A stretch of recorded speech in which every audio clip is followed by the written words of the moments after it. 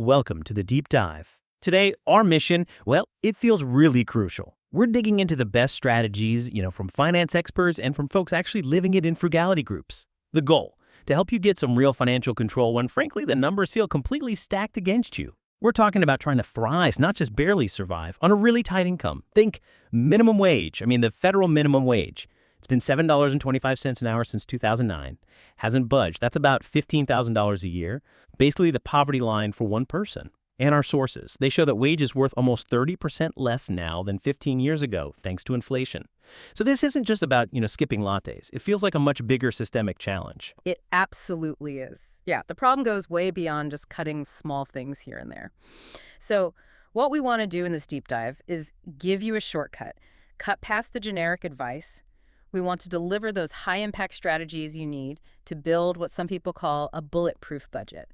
And the foundation for that budget, it starts with clarity, just absolute clarity. The very first step, and it's really non-negotiable, is tracking. Track every single dollar you spend for a full month, like 30 days. You just have to know where the money's actually flowing right now. Okay, tracking everything for 30 days, it sounds incredibly taxing, especially if you're already juggling multiple jobs just to stay afloat. Why that intense tracking? I get that it sounds like a lot, but without it, you're kind of stuck in what we could call unconscious spending. You know that feeling where money just seems to evaporate and you feel powerless to change anything? Yeah, definitely felt that. Right. So the experts want you to shift gears, move towards, let's call it intentional allocation, understanding and then directing every single resource you have. Once you've got those numbers from tracking, you start sorting things, usually into 4 key buckets. These are fixed costs, investments, savings, and then guilt-free spending money. But here's the really critical part. Those fixed costs, rent, utilities, basic food, transport, minimum debt payments, they must be covered first. No question. If those essential fixed costs eat up, say, 100% of your take-home pay, well, that signals a lifestyle you currently can't sustain. And that's where the big, sometimes hard decisions have to start. Okay, that makes sense. That 30-day snapshot gives you the reality check. Which brings us to the frameworks, the sort of operating systems for your money, right? Sure. Once you have that data, a lot of people start simple. The 50-30-20 rule is popular, 50% for needs, 30% for wants, 20% towards savings or debt. It's straightforward, which is good, but maybe too simple sometimes, especially in this situation. Exactly. For someone really scraping by on minimum wage, that 20% for savings might feel like a total fantasy. They often need maximum control, like down to the last penny. And that points towards something called zero-based budgeting, or ZBB. ZBB, okay. Yeah, ZBB is much more detailed. The idea is you give every single dollar a specific job. So your income minus all your planned expenses equals exactly 0 at the end of the month. It gives you incredible control, which is great if you're aggressively trying to pay off debt, for instance. But wait, didn't you just say tracking everything felt taxing?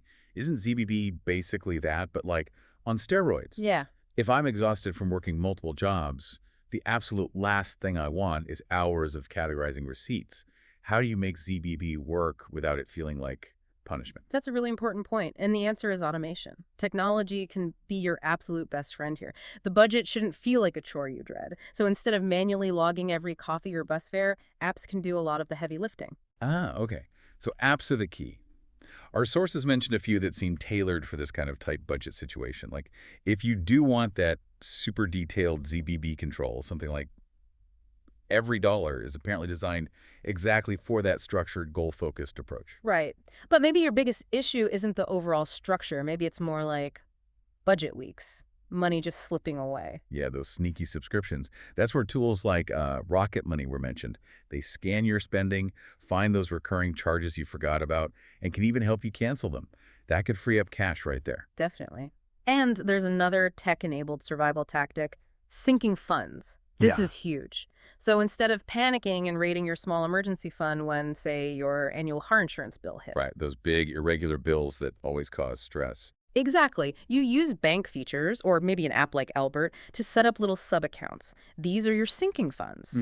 One for car maintenance, one for holidays, maybe one for medical costs, whatever your predictable but not monthly costs are. Then you automate small transfers into these funds each payday. It prevents those budget emergencies before they even happen. Okay, that's really practical. Let's shift gears now to the big 3 expenses: housing, food, transportation.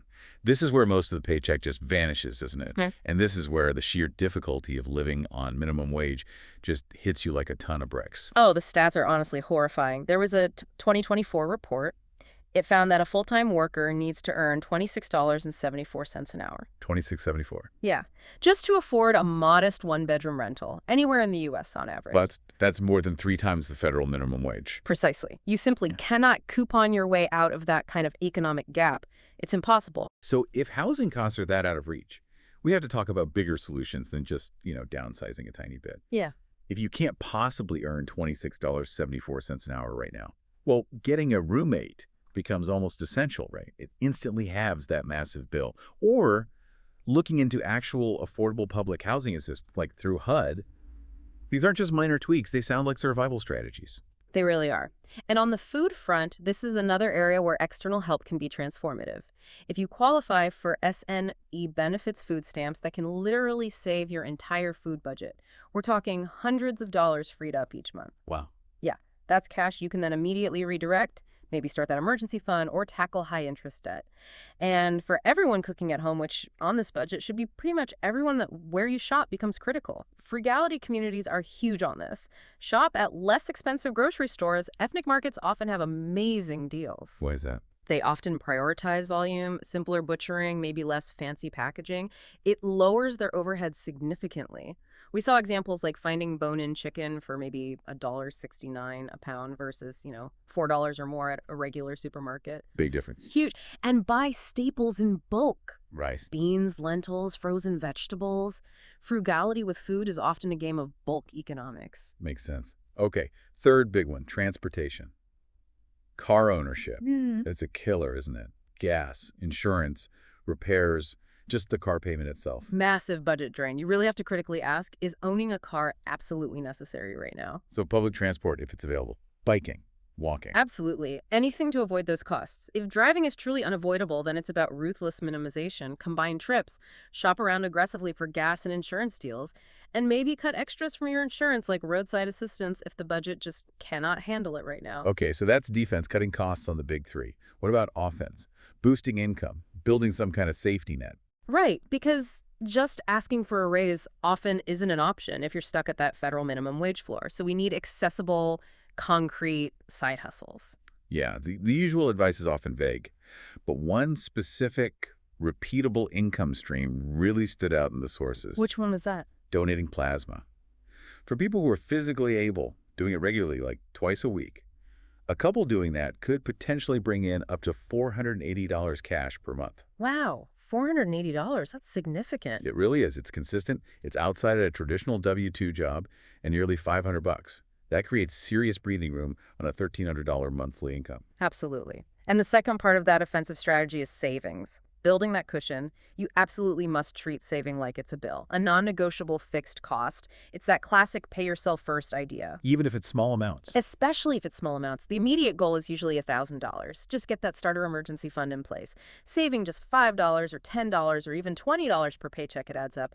And having even that small buffer, it massively reduces psychological stress. And I guess that's where automation comes back in again, right? Yes. Crucial point. You have to automate those transfers to your savings account the instant you get paid. Because if it sits in checking, you'll spend it. It's just human nature for most of us. Automating it removes the temptation, secures that safety net immediately. Got it. So to make this really concrete, you mentioned a case study from one of the community threads. Yeah, it really highlights why these bigger systemic changes are so vital. It was a couple, their situation. $1,300 net income per month combined. Okay, $1,300 take home. After they paid their fixed bills, rent was $633. They had a car payment of $200.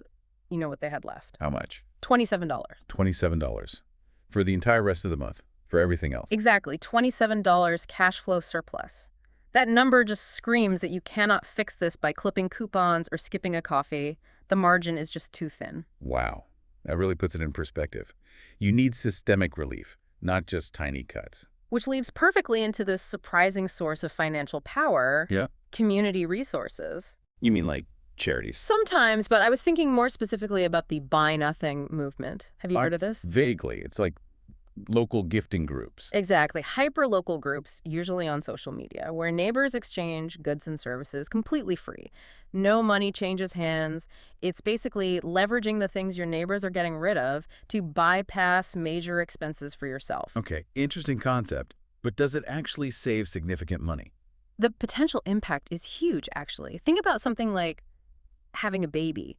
The gear costs are insane. Oh yeah, easily over $1,500 in that first year alone for basics. Right. By using Buy Nothing groups actively, parents report saving maybe $1,000 a year just on baby stuff, plus another $1,000 on clothes, household items, furniture, tools. So you're saying these groups could save someone?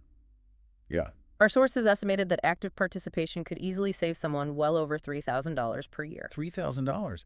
That's like finding a pretty decent side gig, but without the extra hours or taxes. Precisely.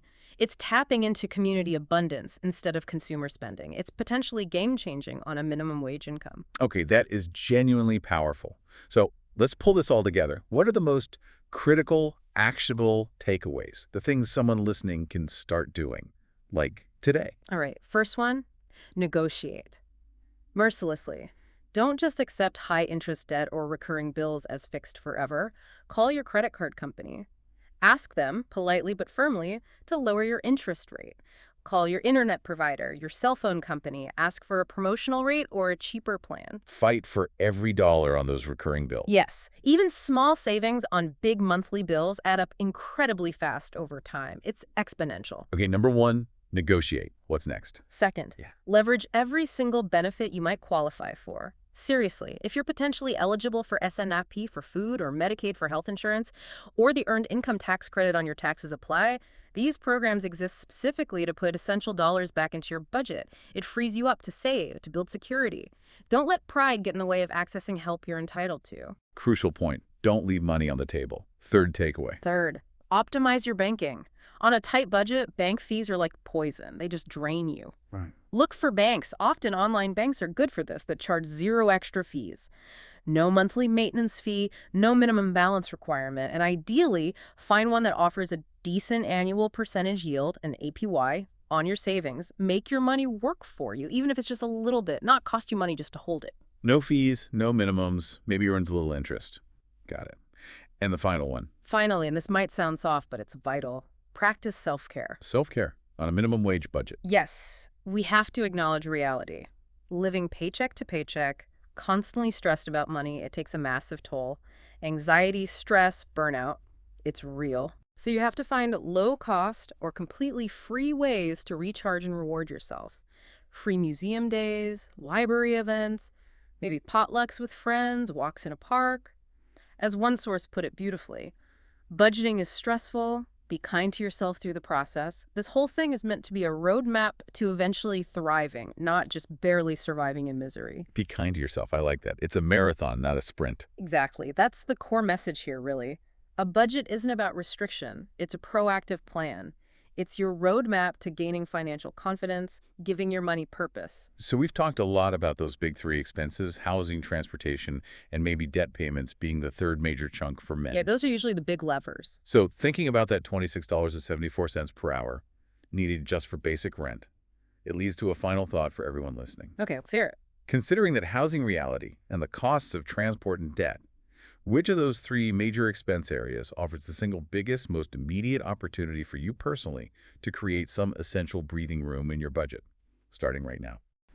That's a powerful question to reflect on. Where's your biggest potential gain? Something to think about. We encourage you to explore the original source materials we drew from, keep digging, and keep building that bulletproof budget. Thanks for joining us on the Deep Dive. We'll see you next time.